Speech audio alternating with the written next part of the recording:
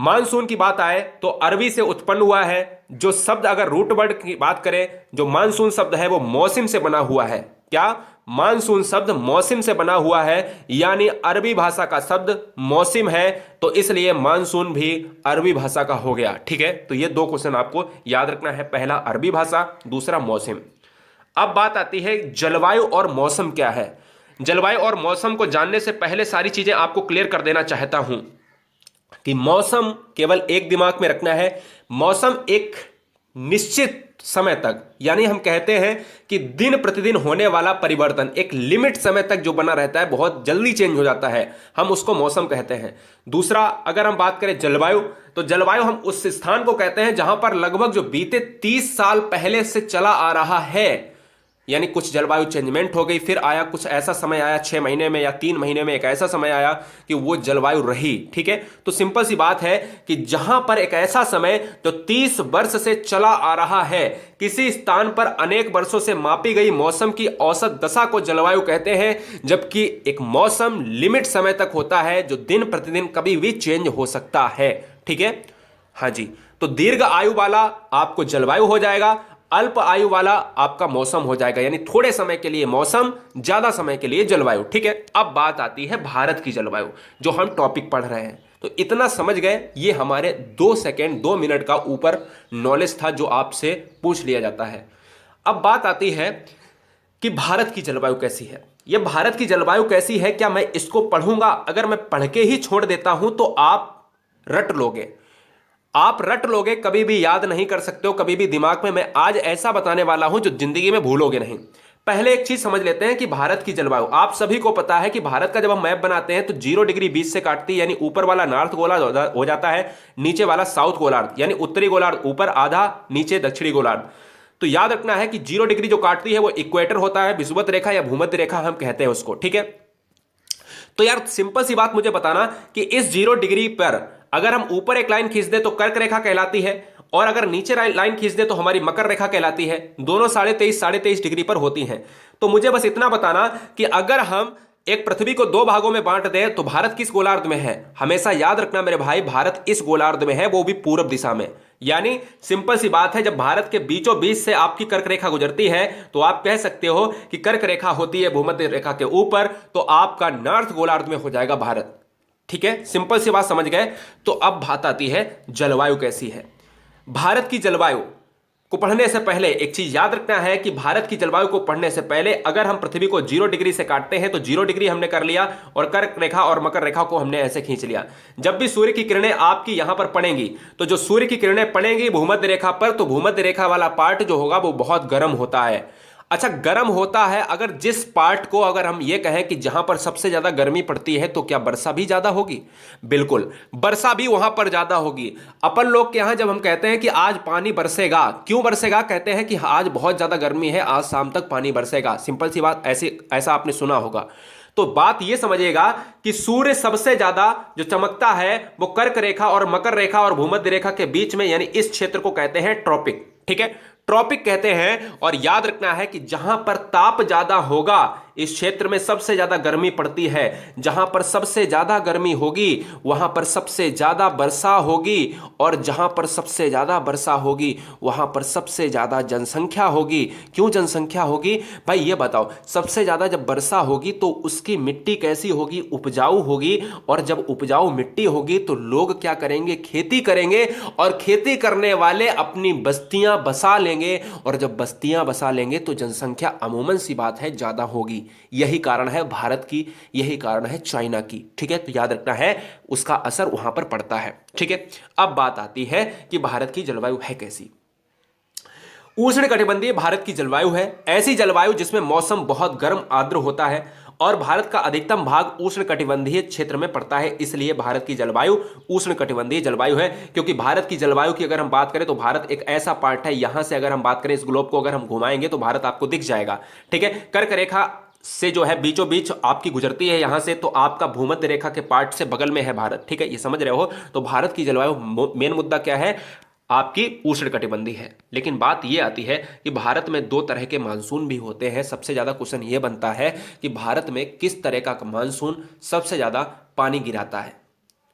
तो याद रखना है कि भारत में दो तरीके के मानसून होते हैं, एक होता है उत्तर पूर्वी मानसून जिसको हम कहते हैं विंटर, एक होता है दक्षिण पश्चिमी मानसून जिसको हम कहते हैं समर। यानी यह गिराता है विंटर यानी सर्दी में पानी बरसाता है, और यह गिराता है गर्मी में यानी दक्षिण पश्चिम मानसून। अब भला यह है कि मेरे भाई ये दक्षिण पश्चिम मानसून और उत्तर पूर्वी मानसून है क्या?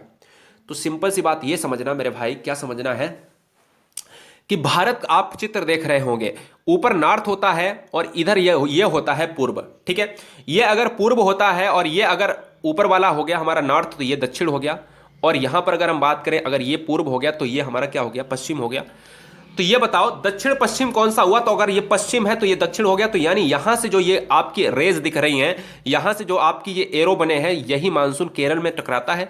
केरल में टकराने वाला मानसून दक्षिण पश्चिम मानसून कहलाता है। जबकि हम उत्तर पूर्वी मानसून की बात करें तो ये वाला जो मानसून आता है जो उत्तर पूर्वी मानसून से आता है। ठीक है, ये वाली रेस दिख रही है आपको। तो याद रखना ये है कि दक्षिण पश्चिम मानसून भारत में गर्मी के मौसम में वर्षा करता है। तो याद ये रखना है कि गर्मी में सबसे ज्यादा वर्षा कौन करता है? तो गर्मी वाला मानसून है दक्षिण पश्चिम मानसून, और सर्दी वाला है उत्तर पूर्वी मानसून जो विंटर में वर्षा करता है। ठीक है, अब बात यह आती है क्वेश्चन नंबर 2 कि सबसे ज्यादा उत्तर पूर्वी मानसून वर्षा करता है भारत में या दक्षिण पश्चिम मानसून करता है? तो भारत में 90% वर्षा दक्षिण पश्चिम मानसून से होता है, और बाद बाकी 10% वर्षा उत्तर पूर्वी मानसून सर्दियों में होता है। अपन लोग कहते हैं क्या गर्मियों में ही वर्षा होती है भारत में? जी नहीं, हम लोग ये भी देखते हैं कि सर्दियों में भी कभी कभी वर्षा होती है। तो सर्दियों में वर्षा होने का एक ही कारण है कि जो यहां से रेज गई थी, जो यहां से आपकी जलवायु की जो है किरणें गई थी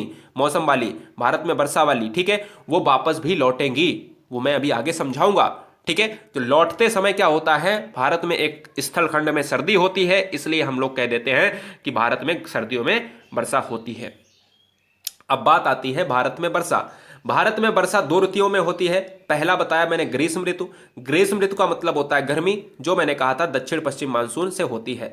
दूसरा होता है शीत ऋतु। शीत ऋतु में मैंने बताया उत्तर पूर्वी मानसून से शीत ऋतु में वर्षा होती है। दक्षिण पश्चिम मानसून से कितने % वर्षा होती है? 90% वर्षा होती है, ये भी याद रखना है। ठीक है, अब बात आती है कि ग्रीष्म ऋतु में वर्षा से जो क्वेश्चन पूछे जाते हैं वो यहीं से पूछे जाते हैं और कहीं आपको पढ़ने की जरूरत नहीं है। कैसे कि ग्रीष्म ऋतु में 1 जून से 15 जून, यानी सिंपल सा क्वेश्चन आपसे एक पूछा जाता है। देखो, जब मैं ये बोलता हूं कि आप क्वेश्चन नोट करो, जरूरी नहीं कि ये लिखा हुआ भी नोट करें, जो क्वेश्चन भी मैं बोल रहा हूं वो भी नोट करते जाएं। क्वेश्चन आपसे ये पूछा जाता है कि आपका भारत में सबसे पहले मानसून किस राज्य में आता है? क्वेश्चन नंबर 1, तो सबसे पहले मानसून जो आता है वो केरल में आता है।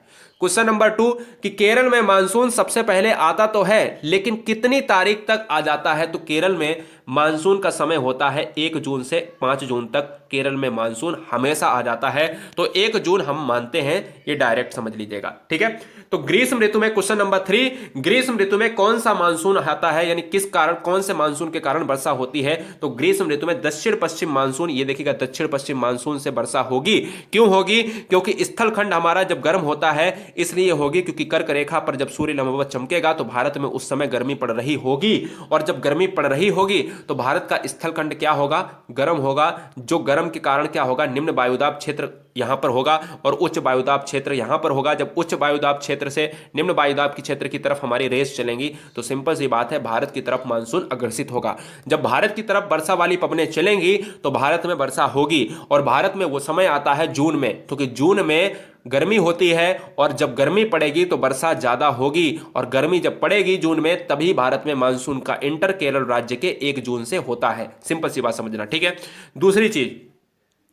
दूसरी चीज यह है कि दक्षिण पश्चिम मानसून हिंद महासागर से होने वाली अत्यधिक आर्द्रता युक्त हवाएं होती हैं, जो आप देख रहे हो, क्योंकि हिंद महासागर का यह पार्ट होता है जो उच्च वायुदाब का केंद्र होता है, और निम्न वायुदाब का केंद्र हमारा भारत स्थलखंड होता है। ठीक है, अच्छा एक चीज और है, यहां पर एक और पॉइंट आपको बताना चाहेंगे कि दक्षिण पश्चिम मानसून सबसे पहले 1 जून को पश्चिमी घाट से टकराकर, ये पश्चिमी घाट होता है, ये पूर्वी घाट होता है, ये वाला पूर्वी घाट होता है, ये पश्चिमी घाट होता है, पश्चिमी घाट से टकराकर केरल के मालाबार तट पर वर्षा कराती है।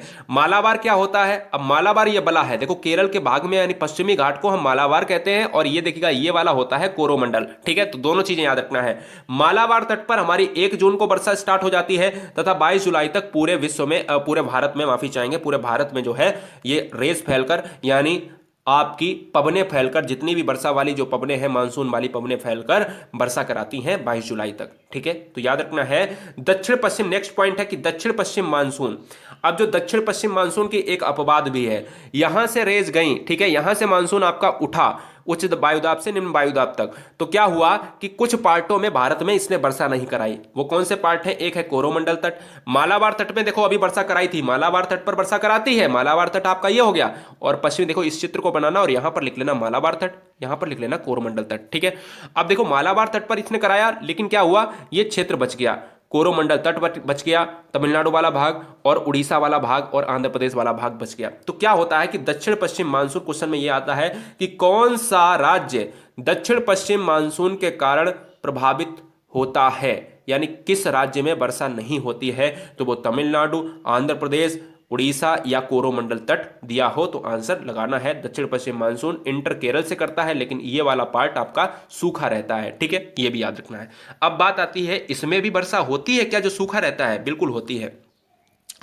शीत ऋतु में इस पर वर्षा होती है, शीत ऋतु में वर्षा होती है। तो शीत ऋतु में भी आपके दो तरीके के होते हैं। आपसे क्वेश्चन ये पूछा जाता है कि शीत ऋतु में वर्षा किस कारण होती है, तो एक ही आंसर मारना कि क्या अगर ऑप्शन में है पश्चिमी विक्षोभ तो मार देना, अगर ऑप्शन में है उत्तर पूर्वी मानसून तो मार देना। कभी भी दोनों ऑप्शन सेम नहीं देते हैं, क्योंकि उत्तर पूर्वी मानसून से मानसून अब इधर आएगा, क्योंकि अब इस समय उच्च वायुदाब केंद्र इधर होगा और निम्न वायुदाब केंद्र इधर होगा। तो मानसून की एक ही जो है सिस्टम होता है, एक ही सिद्धांत होता है कि वो उच्च वायुदाब से निम्न वायुदाब की तरफ चले। यानी पहले यहां पर निम्न वायुदाब था और पहले यहां पर उच्च वायुदाब था, तो अब देखिएगा उल्टा हो गया है, क्योंकि 20 दिसंबर का समय आ गया है। इस समय भारत में सर्दी पड़ रही है और अब सूर्य चमक रहा है मकर रेखा पर।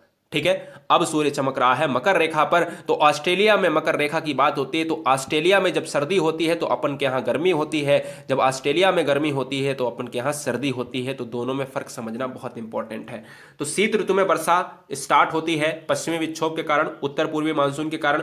भारत में सबसे ज्यादा वर्षा किस मानसून से होती है? अब क्वेश्चन में आता है कि भारत में, अब देखिएगा एक और पॉइंट बता देना चाहते हैं कि जो हमने ऊपर अभी पढ़ाया था कि दक्षिण पश्चिम मानसून कोरमंडल तट यानी ये वाला तट और आंध्र प्रदेश और उड़ीसा तट पर वर्षा नहीं करता है। क्यों नहीं करता है आपको बताया था, क्योंकि वो एक ऐसा पठारी क्षेत्र है जहां पर आपका मानसून नहीं पहुंच पाता है। लेकिन क्या ये वर्षा होगी या नहीं होगी? बिल्कुल होगी। जब आपका दिसंबर में ये पवनें लौटती हुई आती हैं, मानसून लौटता हुआ आता है, तो क्वेश्चन में ये आता है कि क्या तमिलनाडु में दक्षिण पश्चिम मानसून से वर्षा होती है? तो आपका आंसर होगा बिल्कुल नहीं। दक्षिण पश्चिम मानसून केवल जून में करता है वर्षा, और उत्तर पूर्वी मानसून पश्चिमी विक्षोभ के कारण तमिलनाडु, उड़ीसा, कोरोमंडल तट पर वर्षा होती है। तो राइट आंसर पश्चिमी विक्षोभ और उत्तर पूर्वी मानसून के साथ जाएगा। जो ये वाला पार्ट है ये गर्मी में ना बरसकर ये बरसता है सर्दियों में। ठीक है, अब बात आती है लास्ट के दो क्वेश्चन।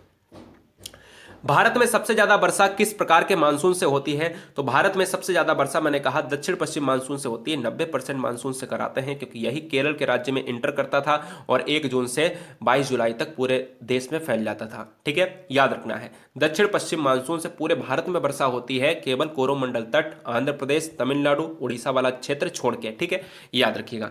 भारत का सबसे हमेशा टॉप क्वेश्चन पूछा जाता है। टॉप क्वेश्चंस हर बच्चे को पता है कि मेघालय और मासनीराम जो है, ये मेघालय का मासनीराम सबसे ज्यादा वर्षा वाला क्षेत्र है। देखो सबसे ज्यादा वर्षा वाला क्षेत्र मासनीराम है, लेकिन क्या आपको पता है कि लेह और जैसलमेर में सबसे कम हम जब आ जाता है आंसर, तब हम क्या लगाएंगे?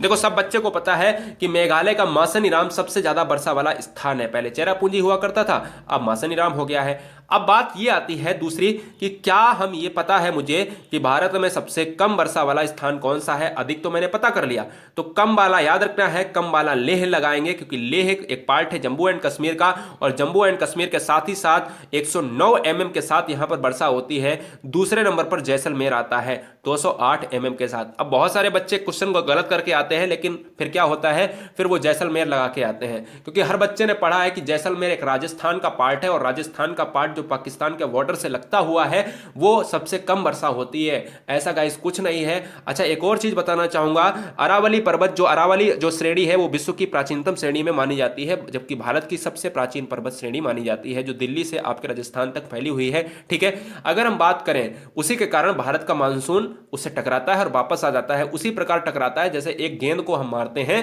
कहां पर, देखिए मानसून यहां से गया था, मानसून यहां से गया था, गेंद को टकराया, अगर हम बात करें टकराया और वापस में आ जाए, ठीक है ना, वापस में गेंद को अगर हम दीवार में मारते हैं तो वापस आ जाती है। ऐसे ही मानसून टकराया, इस श्रेणी से वापस आ गया। ठीक है, तो क्या हुआ कि इसी के कारण यहां पर जो क्षेत्र होता है ये आपका रेगिस्तानी होता है, नहीं बरसता है। तो बस याद ये रखना कि सबसे अगर कम पूछे तो लेह लगाना है, गलती से जैसलमेर नहीं लगाना है। जैसलमेर का भी मैंने उदाहरण दिया है, 208 mm। ठीक है, ज्यादा होती है लेकिन सबसे कम, उससे भी कम होती है 109 mm, जो लेह की बात करता है, लद्दाख की बात करता है।